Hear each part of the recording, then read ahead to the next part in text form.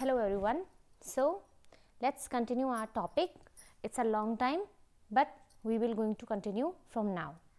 हमने cell cycle में जितने भी स्टेप्स थे उन सब के बारे में हम ऑलरेडी डिस्कस कर चुके हैं. एज इन आपका ग्रोथ 1 होता है.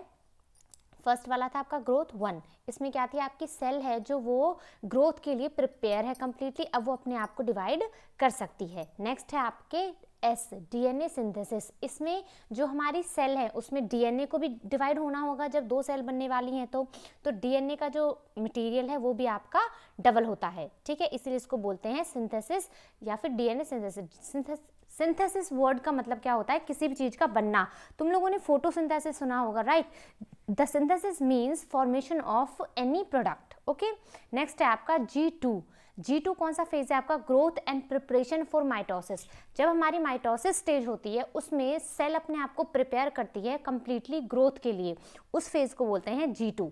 नेक्स्ट है आपका M फेज होता है आपका माइटोसिस, मतलब सेल डिवीजन. अब सेल आपकी प्रिपेयर है बिल्कुल अच्छे से डिवाइड करने के लिए. माइटोसिस में हमने 4 स्टेप्स पढ़े थे, prophase, metaphase, anaphase and telophase. See you can see here, this one is prophase, metaphase, anaphase and telophase. ठीक है, ये हमारे चारों स्टेप्स कंप्लीट हो चुके थे. प्रोफेज में आपने देखा था कि सेल थी जो इसका पूरा मटेरियल डिसॉल्व होने लगा है. वहीं मेटाफेज में जो हमारे क्रोमोसोम्स हैं वो सब एक इक्वेटोरियल स्टेट पर आ गए हैं. मतलब ये सेल है आपकी और क्रोमोसोम्स एक प्लेट पर आ गए थे बिल्कुल एक दूसरे के साथ. नेक्स्ट था एनाफेज. एनाफेज में जो सिस्टर क्रोमेटिड्स थी वो आपकी पोल्स की तरफ मूव करने लगी थी और इससे आपकी कौन सी स्टेज आ गई थी, आपकी एनाफेज. ओके, लास्ट में जब आपके सेल बिल्कुल डिवाइड होने के लिए होती है और सारा मटेरियल दोबारा से 2 सेल्स में कन्वर्ट होने वाला होता है, तब आपकी वो कौन सी स्टेज होती है, वो होती है आपकी टीलोफेज. ओके, ये थे हमारे माइटोसिस के फेजेस. अब हम पढ़ रहे थे meiosis, right? We were now on meiosis, so let us discuss about what is the difference between meiosis and mitosis. Let me remind you everything. देखो, मियोसिस आपका रिडक्शनल डिवीजन है. आप ये पॉइंट्स नोट डाउन भी कर सकते हैं because it's really important when we differentiate between meiosis and mitosis. Okay, आपका जो मियोसिस होता है उसमें एक तो ये आपका रिडक्शनल डिवीजन होता है और जो आपका माइटोसिस है वो आपका इक्वेशनल डिवीजन होता है. ठीक है, वहीं जब हम रिडक्शनल डिवीजन की बात करते हैं तो उसमें नंबर ऑफ क्रोमोसोम्स रिडक्शनल है, तो नंबर ऑफ क्रोमोसोम अगर आपका 2n है तो वो हो जाएगा आपका n. वहीं जब आप इक्वेशनल डिवीजन की बात करते हैं तो अगर आपका नंबर ऑफ क्रोमोसोम n2n है तो वो 2n ही रहेगा. There is no difference between in the number of the chromosomes when it's going to divide और when it is divided. Okay, now जो रिडक्शनल डिवीजन या फिर जो आपकी मियोसिस है वो ज़्यादातर वो आपकी ऐसा नहीं है कि एक ही टाइम पर एग्जैक्टली फिनिश हो जाएगी. वो एक स्टेज पर अपने आप को पॉज भी कर सकती है और कुछ टाइम के बाद खुद को फिर से कंटिन्यू फॉर्म में ला सकती है. लेकिन अगर हम माइटोसिस की बात कर रहे हैं तो वो एक ही साथ होती है पूरी कंप्लीट, प्रोफेज से टीलोफेज तक और लास्ट में डाइकाइनेसिस तक. Fine, let us continue our topic about meiosis. Here हमने जो हमारा प्रोफेज है उसी में हमने 5 फेजेस पढ़े थे मियोसिस के, राइट. अब हम कौन से स्टेज पर थे, पैचिटीन पर. पैचिटीन कौन सा स्टेज है, पैचिटीन में chromosomes appears as tetrads. Tetrads means जो नंबर ऑफ क्रोमोसोम्स होता है वो आपका 4 हो जाता है. ठीक है, टेट्राड का मतलब ही होता है, जो आपका ये वर्ड है tetrad, that means 4 in number. Okay, इसमें in this stage homologous chromosomes cross over and do exchange of genetic material. I told you before that meiosis is much better or much important event for our cell for our next generation because जो हमारी meiosis है उसमें हमारे अंदर variations होते हैं जिनकी वजह से हम नेक्स्ट स्टेज पर या फिर नेक्स्ट टाइम में अपने आप को इवॉल्व कर सकते हैं और अकॉर्डिंग टू आवर एनवायरनमेंट खुद को सर्वाइव करने के लिए पॉसिबल बना सकते हैं. बट माइटोसिस में ऐसा कुछ नहीं होता.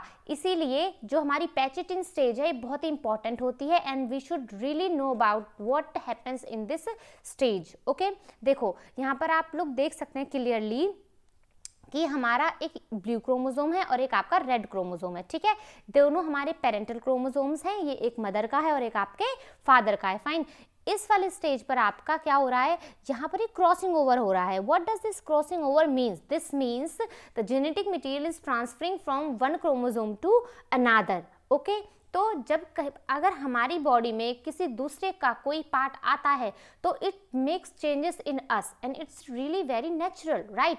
So from this stage you can understand very clearly how variations come in the next generation from the parents. Okay, और यहाँ पर आपको क्लियरली दिखाई दे रहा है कि जो ये क्रोमोसोम्स है इनमें एक दूसरे के कैरेक्टर्स स्टैब्लिश हो चुके हैं. अब हमें नहीं पता कि ये कौन से एग में या कौन से नेक्स्ट सेल्स में जाएंगी, लेकिन जिसमें भी ये जाएंगी वहाँ ये वेरिएशन अकर करेंगी और इसके अकॉर्डिंग सेल अपने आप को अलग एनवायरनमेंट में भी सर्वाइव करने के लिए रिस्पॉन्सिबल रहेगी. नेक्स्ट है, this is a enzymatic mediated process and enzyme is recombinase. ये क्वेश्चन आपका नीट की वजह से, अगर नीट की तरफ से आप देखें तो ये बहुत इंपॉर्टेंट क्वेश्चन बन जाता है, बिकॉज हमारे क्वेश्चंस ऐसे आते हैं, ये सब आपका एनसीईआरटी से ही है, but sometimes we didn't do focus on it, right? And the questions comes from that point. So यहाँ पर मैंने आपको ये इसलिए बताया है मेन करके, क्योंकि जो ये रिकॉम्बिनेज एंजाइम है इसका नाम मोस्ट टाइम आ जाता है कि वो कौन सा एंजाइम है जो रिकॉम्बिनेशन में आपकी हेल्प करता है. तो वो कौन सा एंजाइम है आपका? Recombinase. Mention it in your notebook. Okay, next है आपका डिप्लोटीन. ये आपकी लास्ट स्टेज है of meiosis, but you can say it clearly last stage, because इसके बाद भी हमारे बहुत सारे वो हैं इवेंट्स हैं जो टेक्स प्लेस होते हैं, उसके बाद आपकी सेल डिवाइड होती है. बट जो हमारा मेन है मियोसिस में वो प्रोफेज ही होता है और बाकी सब हमारे बहुत स्मॉल टाइम के लिए होते हैं और उसकी लास्ट में हमारी सेल डिवाइड हो जाती है. डिप्लोटीन में क्या है कि recognised by dissolution of synaptonemal complex only crossing over sites remains which called कियासमेटा.